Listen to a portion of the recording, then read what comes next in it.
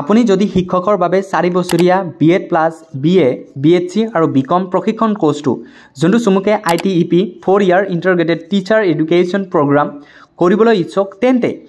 NCET 2025 যোনটো national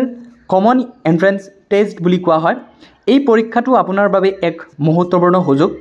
আনকি এই NCET 2025 ৰ আবেদন আপোনালোকৰ 16 মাৰ্চ লৈকে আছিলে কিন্তু এই 16 মাৰ্চ টু এক্সটেন্ড কৰি কেনে আপোনালোকৰ সুবিধাৰ্থে 31 মাৰ্চ লৈ বৃদ্ধি কৰা হৈছে হেয়াহে ইচ্ছুক প্ৰাৰ্থীসকলে আপোনালোকে যদি ইচ্ছা হয় এতিয়াও আপোনালোকে আবেদন কৰিব পাৰিব ইয়াৰে আপোনালোকক জনাম যে এই NCET 2025 কি হয় আৰু এই অসমৰ কোনটো কলেজ আৰু ইউনিভাৰ্সিটিত ITEP কোৰ্স উপলব্ধ হৈছে বাকি আপোনালোকৰ যোগ্যতা আবেদন প্ৰক্ৰিয়া আৰু পৰীক্ষাৰ তথ্য লগতে আপোনালোকে কেনেকৈ আবেদন কৰিব আৰু এই কোৰ্সটোৰ সুবিধাসমূহ কি আপোনালোকক সকলোকে এই ভিডিঅ'ৰ একেলগে জনাই থাকিম সো হেহে ভিডিঅ'টো সম্পূৰ্ণকৈ চাওক যদি আপোনাৰ বাবে সহায়ক হয় তেন্তে লাইক এটা কৰিব শেয়াৰ এটা কৰিব বাকি আপোনালোকে যদি অসম কুইগৰ চেনেলৰ নতুন হলে চেনেলটো সাবস্ক্ৰাইব কৰিব বেল আইকন টিপি অল কৰি দিব যাতে এনেকৈ ইনফৰমেটিভ ভিডিঅ' আপোনালোকে অতি সোনকালে পাই যায় সো বলক এতিয়া ভিডিঅ'টো আৰম্ভ কৰোঁ ফাৰ্স্ট অফ অল আপোনালোকে NCET 2025 কি হেতু জানি লওক তাৰ পিছত আপোনালোকে জানি লওক এই যোনটো কোৰ্স কৰিবলৈ গৈ আছে যোনটো কোৱা হৈছে ITEP এই ITEP মানে কি সো প্ৰথম কথা হল NCET হল নেশ্যনেল কমন এন্ট্ৰেন্স টেষ্ট 2025 যেনেকুৱা আপোনালোকে ধৰি লওক যোনসকল ছাত্ৰ-ছাত্ৰী মেডিকেল ফিল্ডত যাব বিচাৰে তেওঁলোকে প্ৰথমে কিন্তু নিট এক্সামত বহিব লাগে বাকি যোনসকল ছাত্ৰ-ছাত্ৰী ইঞ্জিনিয়াৰিং ফিল্ডত যাব বিচাৰে তেওঁলোকে কিন্তু JEE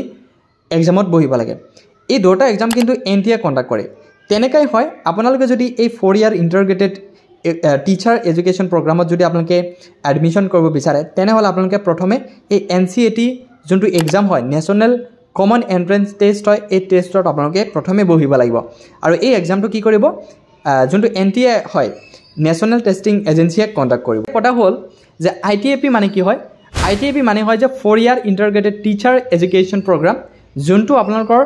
BEd প্লাছ আপোনালোকৰ ডিগ্ৰী ধৰি লওক এতিয়া BA BHC BCom এই দুটা ডিগ্ৰী একেলগে আপোনালোকে কমপ্লিট কৰিব পাৰিব সো এৰিয়া NCET এক্সামৰ কাৰণে আপোনালোকে কেনেকৈ বহিব লাগিব অফলাইন বহিব লাগিব নে আপোনালোকে অনলাইন বহিব লাগিব সো পৰীক্ষাৰ প্ৰকাৰটো হ'ব আপোনালোকৰ CBT যোনটো কম্পিউটাৰ বেস টেষ্ট হয় আপোনালোকে কম্পিউটাৰত টিক মাৰ্ক দিব লাগিব তাৰ পিছত ল্যাঙ্গুৱেজ ইংৰাজী থাকিব হিন্দী থাকিব অসমীয়া থাকিব বাকি অন্যান্য যোনবোৰ ল্যাঙ্গুৱেজ আছে সকলো ইয়াতে ইনক্লুড থাকিব সময়সীমা 3 ঘণ্টা থাকিব বাকি আপোনালোকৰ প্ৰশ্নৰ যোনটো ধৰণ কেনেকা প্ৰশ্ন আহিব MCQ টাইপৰ কোৱেশ্চন আহিব মাল্টিপল চয়েস কোৱেশ্চন আহিব এতিয়া পৰীক্ষাটোৰ সাবজেক্ট হয়তো বহুতে এটা ক'ব যে সাবজেক্ট কি থাকিব কোনটো সাবজেক্টৰ ওপৰত আমাৰ এই MCQ টাইপৰ কোৱেশ্চন আহিব যেহেতু বহুতে এতিয়া এই 4 ইয়াৰ ইন্টিগ্ৰেটেড যোনটো প্ৰগ্ৰাম হয় এইটো কোৰ্সটো কমপ্লিট কৰিব কাৰণ BEd প্লাছ ডিগ্ৰী এই দুটা কোৰ্স একেলগে তেওঁলোকে কমপ্লিট কৰিব পাৰিব সো ইয়াৰ কাৰণে আপোনালোকে 4টা বিভাগত আপোনালোকৰ পৰীক্ষা দিব লাগিব প্ৰথমটো হল ভাষা তাৰ পিছত থাকিব গণিত আৰু যুক্তি বিজ্ঞান যোনটো ম্যাথমেটিক্স ৰিজনিং বুলি কোৱা হয় তাৰ পিছত থাকিব সাধাৰণ জ্ঞান যোনটো জেনাৰেল এৱাৰনেছ বুলি কোৱা হয় তাৰ পিছত আপোনালোকৰ থাকিব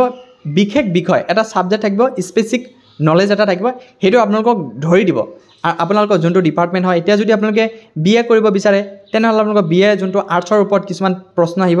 বাকি যদি আপোনালোকে BHC কৰিব বিচাৰে তেনেহলে আপোনালোকৰ BHC যোনটো এটা লাইন আছে সেই লাইনৰ ওপৰত কৰিব বাকি যদি আপোনালোকে BCom কৰিব বিচাৰে উইথ BEd ডিগ্ৰী তেনেহলে তেনেকুৱা ফিল্ডৰ আপোনালোকৰ যোনটো ফিল্ড হয় সেইটো ফিল্ডৰ ওপৰত আপোনালোকে কি কৰা হ'ব প্ৰশ্ন সোধাব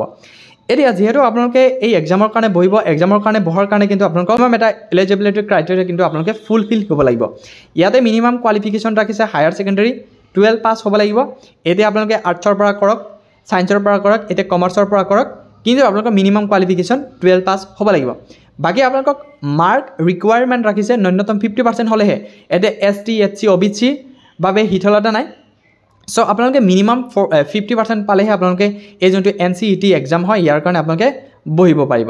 বাকি এজ লিমিট কোনো ধৰণৰ এজ লিমিট ইয়াতে ধৰি ৰখা হোৱা নাই কিন্তু হাই সেকেন্ডাৰী যেহেতু 18 ৰ পিছতহে তেওঁলোকে হেৰি কৰে পাস আউট কৰে সো 18 ৰ পিছৰ পৰা যদি আপোনালোকে কৰিছে তেনেহলে নিশ্চয় আপোনালোকে NCET এক্সামত আপোনালোকে বহিব পাৰিব আবেদনটো একেবাৰে ন্যূনতম একেবাৰে নৰমাল হয় সো এতিয়া আপোনালোকক জনাম যে এই যোনটো ITEP কোৰ্সটো কোনটো ইউনিভাৰ্সিটি আৰু কোনটো কলেজত উপলব্ধ হৈছে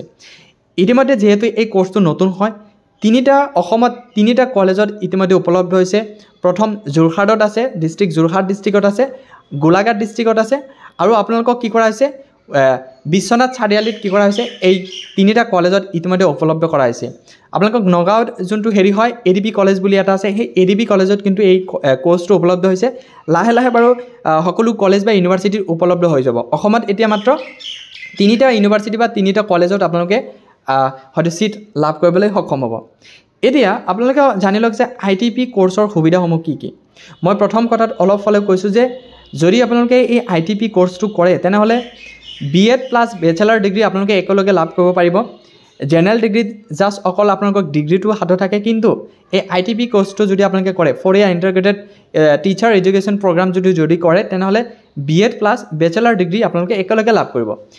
আৰু আপোনালোকৰ এই কোৰ্সটো 4 বছৰত সম্পূৰ্ণ হ'ব যোনটো আপোনালোকে আগত কৰিবলৈ হলে 5 বছৰ লাগিছিলে এতিয়া আপোনালোকে 4 বছৰত কমপ্লিট কৰিব পাৰিব আৰু এনসিইটিৰ দ্বাৰাই অনুমোদিত শিক্ষকৰ প্ৰশিক্ষণ দিয়া হ'ব বাকি সকলো স্তৰৰ শিক্ষকতাৰ বাবে আপোনালোকক যোগ্য বুলি ধৰা হ'ব আৰু স্কুল শিক্ষক প্ৰশিক্ষণ আৰু প্ৰতিষ্ঠিত বিদ্যালয়ত অভিজ্ঞতাৰ সুযোগ আপোনালোকে লাভ কৰিব পাৰিব সো এতিয়া আপোনালোকক জনাম যে ইয়াৰ আবেদনৰ কাৰণে কিমান টকা লাগিছে বাকি প্ৰথমে কৈছো আপোনালোকৰ আবেদনটো যে ইতিমধ্যে এতিয়াৰ ফালৰ পৰা কি কৰিছে ডেটটো এক্সটেন্ড কৰি 31st মাৰ্চ লৈকে আপোনালোকৰ এক্সটেন্ড কৰাইছে সো অতি সোনকালে আপোনালোকে আবেদন কৰক আবেদনটো অতি সহজ আপোনালোকে নিজে আবেদন কৰিব পাৰিব যদি আপোনালোকৰ আবেদনৰ কাৰণে কিবা ভিডিও প্ৰয়োজন হয় তেনেহলে নিশ্চয় কমেন্ট বক্সত জনাব মই আপোনালোকক কমেন্টৰ ওপৰত চাই কেনে আপোনালোকক আবেদনৰ ওপৰত এটা ভিডিও মই বনাবলৈ চেষ্টা কৰিম সো ইমান এটা সৰু ভিডিওটো ভাল লাগিলে চেনেলটো সাবস্ক্ৰাইব কৰিব বেল আইকন টিপি অল কৰি দিবা যাতে এনেকুৱা ইনফৰমেটিভ ভিডিও আপোনালোকে অতি সোনকালে পাই যায় ধন্যবাদ